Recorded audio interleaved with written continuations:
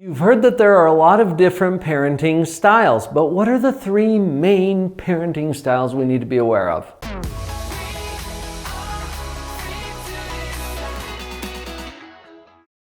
There's a lot of videos and theories out there that talk about styles of parenting and what are the parenting styles. And the purpose of this video is not to categorize you as a parent or to put a label on you. In fact, I believe that you probably move in and out of different parenting styles most of the time.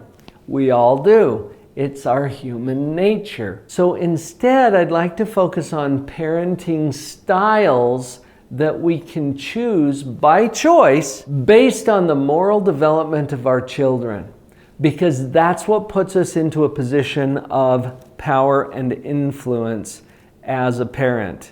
It allows us to take on a positive parenting approach that helps our kids. Moral development.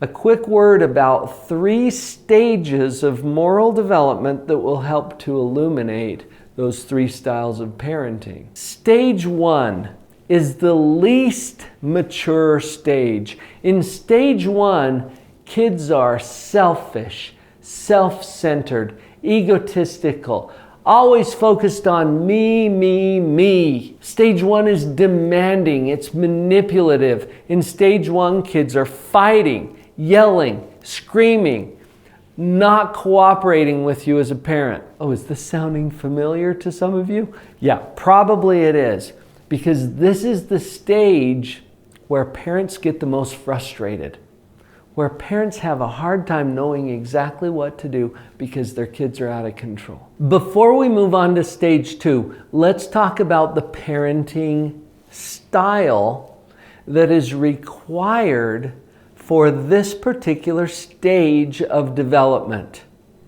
I label this one consequences. So the parenting style is really a master of consequences, where you get to think about and be ready to implement a variety of consequences.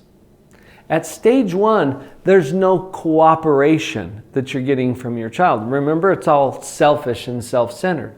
So we have to pick consequences that don't require cooperation.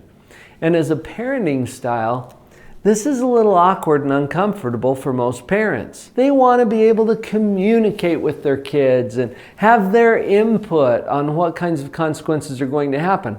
Well, that's all well and good at a later stage of development, but at stage 1, you don't get any cooperation. So you have to pick the kind of consequences that do not require cooperation at all. It's a totally different style of parenting than most of us want to apply or that we're used to applying. I know this because when parents come to see me, when we're doing some family coaching or parental coaching, they get frustrated when their kids are on stage 1 because they're not sure how to handle consequences when their kids won't cooperate with them. You can see that that's a very different style of parenting. What happens when we move out of stage 1? When our kids move from stage 1 to stage 2, stage 2 is all about cooperation. They're cooperating with you at stage 2. At stage 2, you don't want any trouble. You want to keep the peace. So you're willing to negotiate and to work something out. It's kind of like, hey, I'll scratch your back, you scratch mine. Let's work together. Let's meet in the middle. Let's collaborate on this thing. Negotiation and cooperation are hallmarks of stage 2. Now, when our kids are in stage 2, we as parents get to shift into a different parenting style. No longer are we concerned about only consequences. We're still going to use some consequences when our kids are on stage 2, but there's a big difference in the kind of consequences that we can use, because our kids now are cooperating. Well, that opens up all kinds of possibilities when it comes to consequences, because now as a parent, I can use the kind of consequence that requires cooperation, which would have just frustrated me if my kids were on stage 1. Quick example, a writing assignment. And especially when the kids got a little older, I like to use these. Write an essay about what rule you broke, who was hurt by it, and what is your commitment moving forward. Now, writing an essay is a good example of a consequence that does require cooperation, but we also add communication. So I'm labeling this parenting style as the communicator. We want to talk to our kids and get their input, which we can now do because they're at a stage of development that allows them to do that. I keep referring to stages, and I like to rehearse with parents in my office. Stage, not age. In fact, say that with me right now. Stage, not age. You got it? Rewind and say it as many times as you need to. It's not about the age of our kids. It's about what stage they're on. And can you see that an 8-year-old might be totally cooperating with you where a 13-year-old is not? Well, who's more mature? In this case, the 8-year-old is. And that could be totally switched. It could be that the 8-year-old is having a temper tantrum. That's stage 1. And the 13-year-old is cooperating with you. That's stage 2. So it's about what? Stage, not age. And it's the stage of your child that determines your parenting style.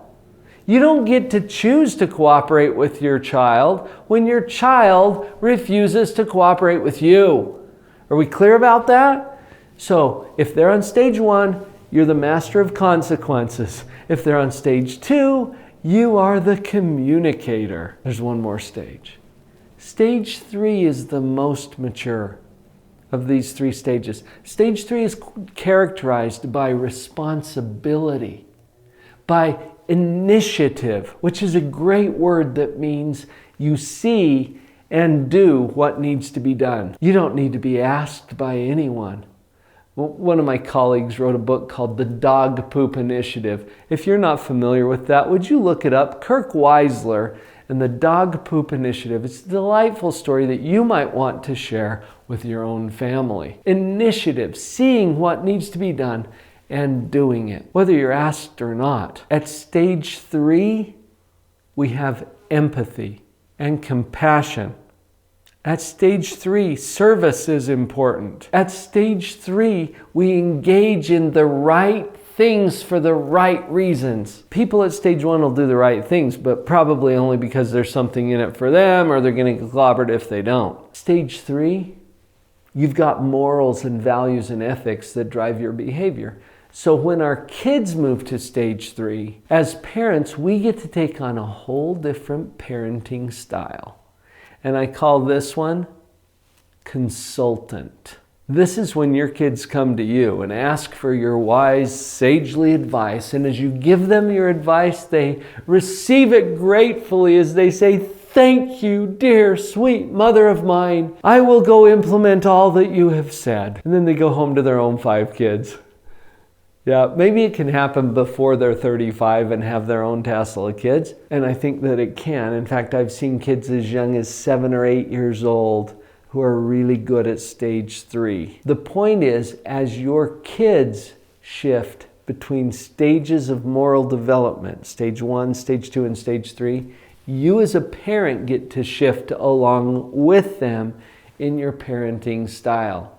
Consequences on stage 1, moving up to communication on stage 2, and consultation on stage 3. Those are your 3 main parenting styles that will serve you well as you learn to discern what stage your kids are on. We can't go into a lot of detail on a short video, and that's why we've put together some resources for you as a conscious parent to feel more in control and to have the tools that you need. It's called the Parenting Power-Up. You can link to it right over here or down in the description, parentingpowerup.com. Here's what you're going to get. Vicki and I have teamed up to provide mini modules of tools and resources and tips and tricks and ideas that you get to use as a parent so you always know how to respond and do it in a way that is calm and peaceful. Hope you enjoy it.